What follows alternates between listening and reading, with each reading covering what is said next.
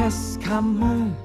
Dengarkan inspirasi dari firman Tuhan, dan jadilah saluran berkatnya. Sebuah persembahan dari warung sate kamu untukmu. Halo Sobat Muda, gimana nih kabarnya? Nah, dimanapun kalian berada, semoga kalian ada dalam keadaan yang sehat dan sukacita ya. Nggak kerasa sekarang kita udah masuk di bulan Februari. Bulan yang kalau kalian main ke minimarket tuh udah banyak coklat-coklat ya dipajang di kasir. Nah, biasanya di bulan Februari ini kita banyak bahas topik-topik soal relasi. Dan biasanya topik yang dibahas tuh lebih ke pacaran ya. Tapi hari ini di podcast kamu episode ke-14 ada something yang spesial yang mau kita bahas bareng-bareng. Dan aku, Ari, nggak sendirian di sini karena aku ditemani oleh dua narasumber yang kece banget, yang juga profesional, yang pengalamannya banyak banget, yang mau membagikan ke kita semua topik yang cukup dalam ya, tapi dengan bahasan yang seru nih. Topiknya adalah punya pasangan, itu kebutuhan atau keinginan. Nah, tapi sebelum kita masuk podcastnya, kita kenalan dulu ya. Halo. Halo. Ciwidia apa jadi? Nah, boleh kenalan dulu ya dari Ciwidia deh. Boleh sebutin nama, terus pekerjaan saat ini, sama status keluarga boleh ya? Udah menikah, anaknya gimana gitu? Boleh. Oke. Ya, nama saya Widya. Di sini sebagai konselor full timer dan melayani biasanya konseling individu dewasa dan couple dan juga family biasanya. Saya married dan sudah punya 2 anak. Oke, ya. Oke, kalau saya Jerry, saya juga konselor full time. Biasa menangani kasus remaja, dewasa muda, beberapa juga couple. Statusnya saat ini sudah menikah, belum punya anak. Oke, thank you banget. Nah, teman-teman dua-duanya konselor ya, tapi tadi dua-duanya belum sebut konselor di mana nih. Nah, boleh sebutin dulu dong. Iya, kami di Life Spring Counseling and Care Center yang berada di apartemen Mediterania ya, Mediterania 1. Oke, di Jakarta Barat ya. Jakarta Barat. Ya. Teman-teman mungkin kalau yang ada butuh info konseling nanti boleh cari tahu lebih lanjut ya tentang Life Spring Counseling. Nah, teman-teman, kita mau bahas ya tentang tadi pertanyaannya. Punya pasangan, kebutuhan atau keinginan. Nah, sebelum kita masuk ke bahasan ini, mungkin teman-teman bisa coba jawab dalam hati ya. Menurut teman-teman yang punya pasangan itu kebutuhan atau memang keinginan gitu ya. Dan biasanya kalau kita coba explore topik ini, pertanyaan ini banyak muncul di Gen Z ya.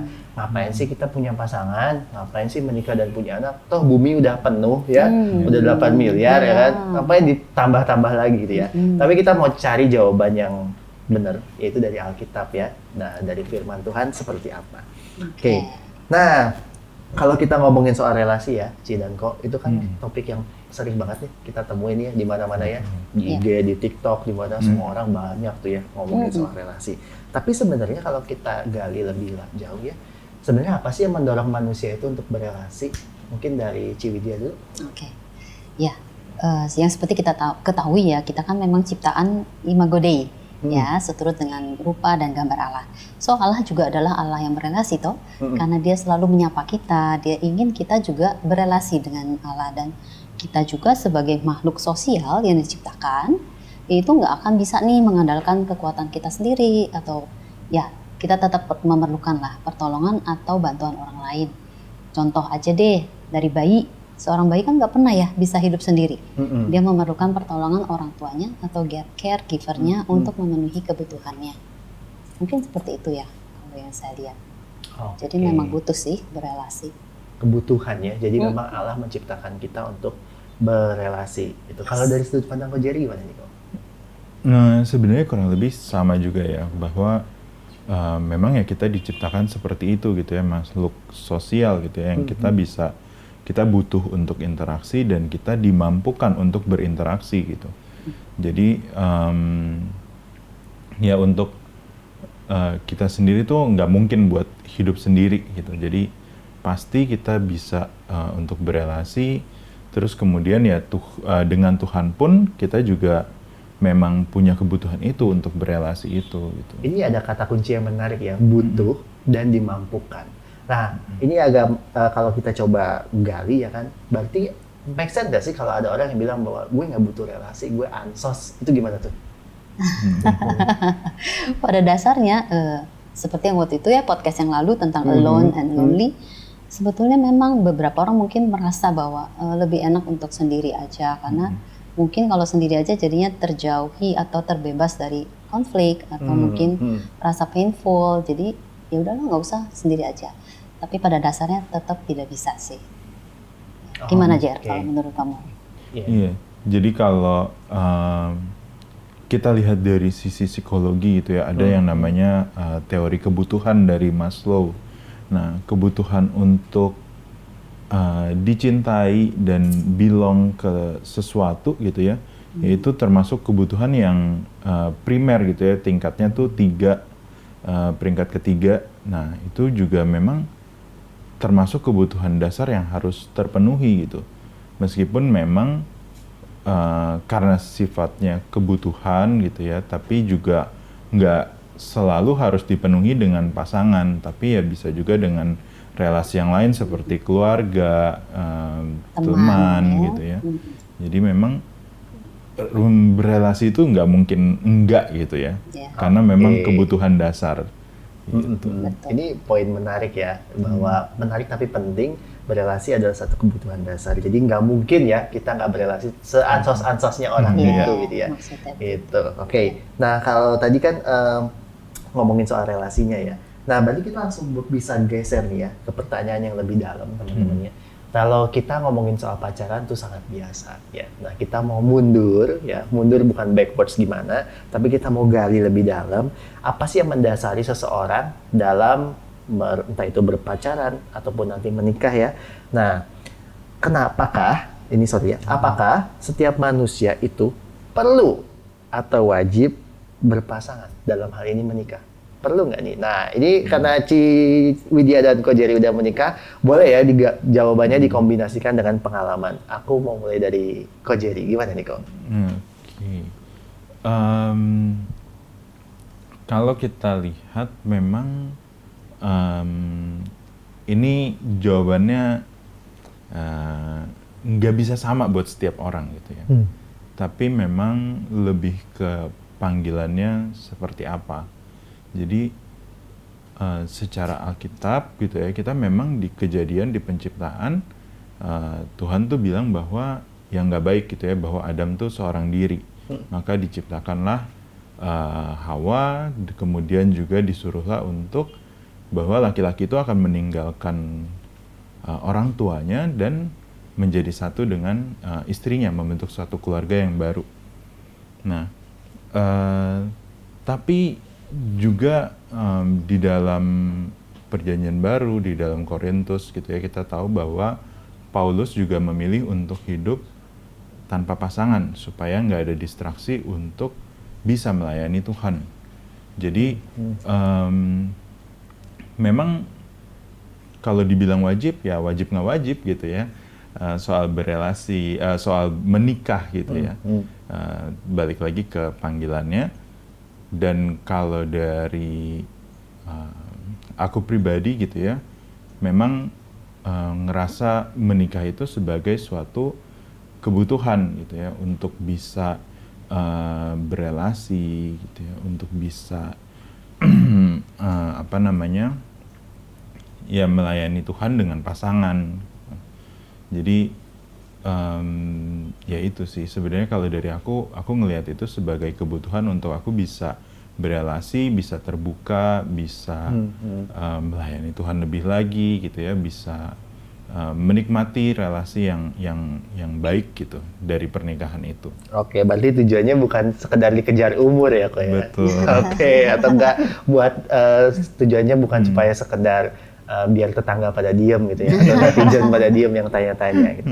Jadi sobat muda jawabannya tadi menarik ya, yang bisa kita garis bawahi adalah wajib nggak wajib, tergantung tujuan dan panggilan orang-orangnya. Nah kalau dari Ci ya, dari sudut pandang wanita gimana nih Ci?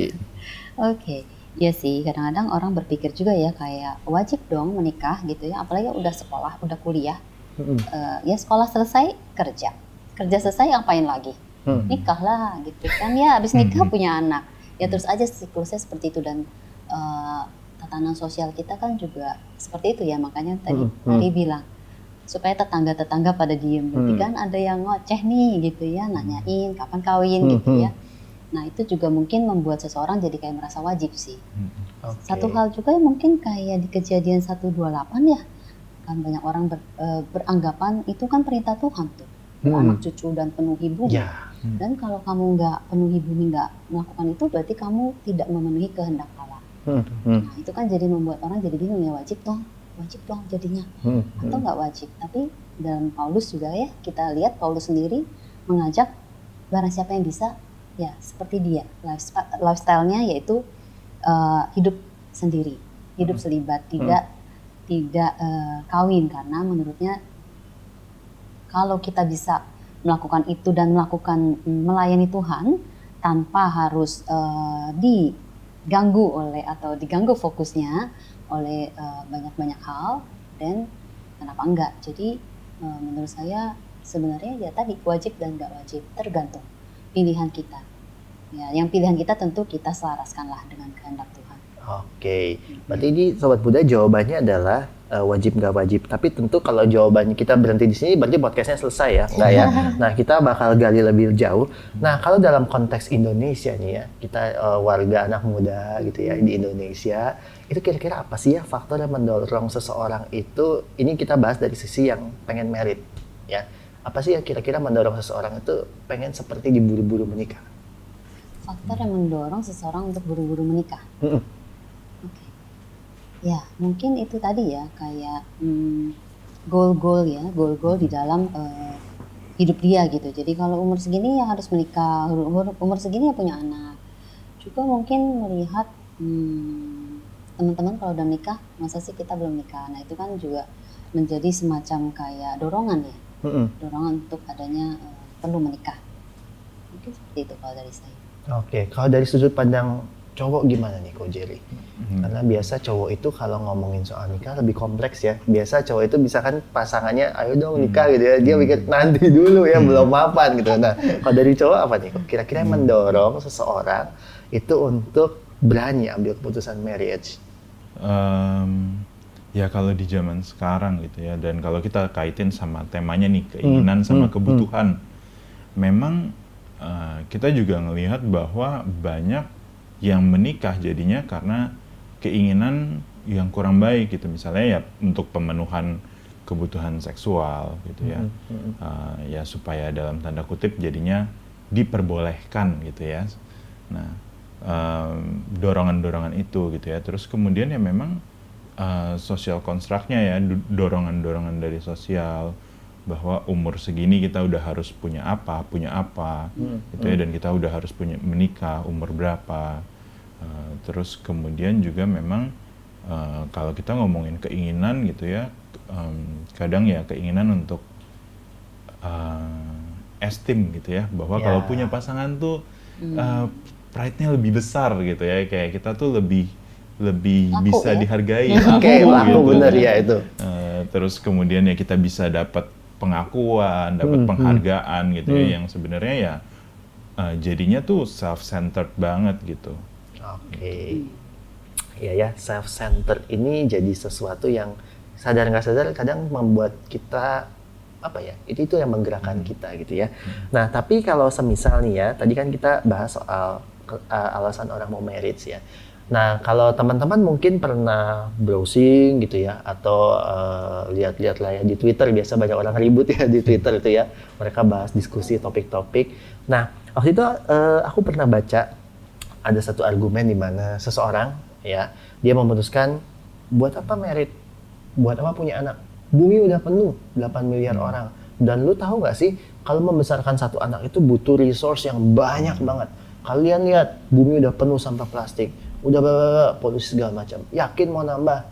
Nah, kira-kira ya kan, ini berkaitan ya dengan apakah pandangan seseorang untuk tidak hidup berpasangan dengan alasan seperti itu tuh gimana tuh?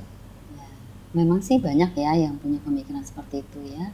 Apalagi mungkin juga dipikir misalnya beban pendidikan nanti juga besar banget. Ya, satu sisi mungkin juga kalau kita melihat ada sisi tanggung jawabnya juga ya dalam diri orang tersebut, gitu ya. Mereka sangat-sangat berpikiran tentang bumi, tentang kehidupan anaknya mungkin di masa mendatang, jadi nggak mau mungkin ya hal-hal yang terjadi tidak enak itu terjadi pada anaknya misalnya. Tanggung jawab sih sebetulnya. Tapi mungkin itu perlu untuk dikaji lagi lebih lanjut dengan self awareness. Sebetulnya apa sih di akar di bawah itu yang membuat benar-benar tidak mau berpasangan. Ya. Kalau dari mungkin Ko Jerry pernah mengalami bertemu atau melihat ya postingan-postingan seperti itu mungkin? Ya memang menarik ya. Rasanya tuh ada tanggung jawab gitu ya. Tapi sebenarnya tanggung jawab kita dalam ya hal-hal yang misalnya mengurus bumi itu ya kita bisa sesuaikan dengan apa yang sebenarnya bisa kita lakukan gitu ya, bukan justru membatasi kita untuk ya jadi nggak nikah, jadi nggak punya anak gitu ya. Karena dengan kondisi yang seperti sekarang pun ya sebenarnya apa sih yang bisa kita lakukan gitu, yang kita bisa berikan buat beneran actually ada perubahan gitu di bumi gitu. Dan kita pun juga bisa ya dengan punya anak pun kita juga bisa memberikan satu generasi gitu ya di anak kita ini yang justru bisa ngelakuin perubahan atau justru bisa menikmati kehidupan yang lebih baik gitu ya. Jadi memang nggak semuanya kita lihat sebagai sesuatu yang negatif aja gitu, tapi kita juga harus fair bahwa tetap ada kemungkinan loh ketika kita menikah, ketika kita punya anak, ada sesuatu yang positif yang bisa terjadi juga gitu. Oke, ya. Nah, jadi teman-teman ya, sampai di titik ini teman-teman semoga udah bisa mulai mendapat gambaran ya antara marriage or living in celibacy. Jadi sebenarnya dua hal ini bukan sesuatu yang bisa dikontraskan antara mana lebih baik, mana lebih buruk ya. Tapi ini bicara soal panggilan. Nah, kita mau gali lebih lanjut lagi nih ngomongin soal panggilan ya. Nah, di Alkitab sendiri itu kan tadi kita udah bahas soal Paulus ya, yang memilih untuk hidup selibat. Apakah memang kalau melayani Tuhan itu paling maksimal kalau kita sendirian ya? Gimana tuh? Gimana, Jer? Ya kalau dari tokoh Alkitab ya mungkin yang paling vokal kan Paulus gitu ya. Tapi kalau yang lain mungkin nggak terlalu disebutkan juga gitu ya, misalnya berpasangan atau enggak gitu ya. Tapi ya Paulus salah satu yang kita bisa jadikan contoh yang baik gitu ya. Dan kalau kita ngomongin soal ya kalau misalnya jadi sendiri terus kita bisa melayani lebih baik gitu ya, kenapa kita harus berpasangan gitu ya. Tapi sebenarnya ketika berpasangan pun kita juga bisa melayani dengan baik gitu ya dengan pasangan kita. Ya, contohnya ya misalnya di dalam pelayanan premarital di dalam gereja gitu ya, gimana kita dengan pasangan tuh bisa menjadi contoh gitu ya. Kita bisa memberikan satu panduan juga bagi pasangan-pasangan yang lagi pacaran. Dan sebenarnya banyak hal gitu ya yang kita bisa lakukan dengan pasangan gitu ya, karena pasangan sendiri kan bisa memberikan kita satu dukungan, satu kekuatan ya, dan satu orang yang bisa kita share juga loh beban pelayanan kita gitu ya. Jadi memang ya tetap ada positif negatifnya gitu ya dari pelayanan dengan pasangan ataupun dengan selibat gitu. Oke. Nah, supaya jawabannya lebih hidup ya, aku mau tanya nih. Kalau Ko Jerry sendiri sebelum menikah sama sudah menikah, ada bedanya nggak nih dalam pelayanan di gereja ataupun dalam kehidupan secara umum yang nggak cuma di gereja? Oke. Secara umum ya, kalau secara umum pasti lebih menyenangkan gitu ya. Gimana nih menyenangkannya nih ya? Apa nih bisa kita gali nih? Karena memang ya kalau dulu waktu masih pacaran gitu ya, belum menikah, akan terbatas sekali dalam masalah waktu, akan terbatas dalam masalah interaksi gitu ya. Dan sekarang kan batasan-batasan itu nggak ada gitu ya. Jadi kapanpun mau cerita, kapanpun bisa gitu ya. Kapanpun lagi ngerasa capek, ngerasa down gitu ya, ada yang kuatin, ada yang ingetin buat ayo panggilannya tuh ini loh gitu. Ya, karena jujur aja di dalam perjalanannya kan nggak mudah gitu ya, pasti ada naik turunnya gitu ya di dalam pelayanan itu. Dan ketika sekarang aku sudah menikah dan punya pasangan ini, itu sangat membantu aku sebenarnya di dalam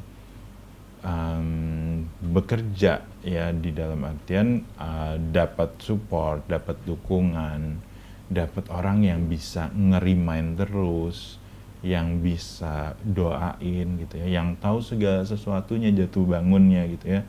Dan itu buat aku menyenangkan gitu ya. Ini sesuatu yang encouraging banget gitu ya buat aku tuh terus jalan di dalam panggilan Tuhan dan tujuan yang udah ditetapkan Tuhan di dalam hidup aku gitu. Oke. Nah, ini kalau pelayanan yang paling suka dilakukan oleh Ko Jerry dan pasangan apa nih? Oke. Sebenarnya kalau kita berdua pasangan itu memang belum ada pelayanan yang spesifik. Tapi memang kita berdua punya satu kerinduan gitu ya, satu vision yang sama di dalam masa tua mungkin ya. Kita punya satu vision di mana kita pengen bentuk satu panti gitu ya, buat kita tuh bisa ngelayanin bersama gitu ya.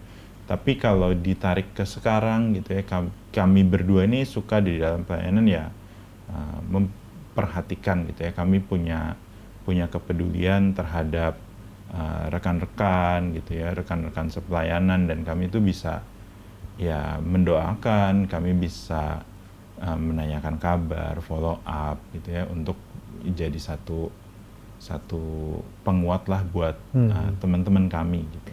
Oke, wah itu kalau dari dengar ceritanya Ko Jerry kayak enak banget ya berpasangan ya, punya partner yang available 24/7 ya, jadi 24 jam, punya support system. Nah, kalau dari Ciwidya gimana? Karena ini case-nya Ciwidya udah ada punya anak ya. Nah, apakah kehadiran anak, apalagi perempuan ya, dituntut macam-macam ya, harus kerja ya. Ciwidya kerja kan ya sekarang ya, terus harus ngurus anak ya kan, ibu rumah tangga segala macam. Dengan beban yang bejibun itu, apakah tetap bisa maksimal melayani?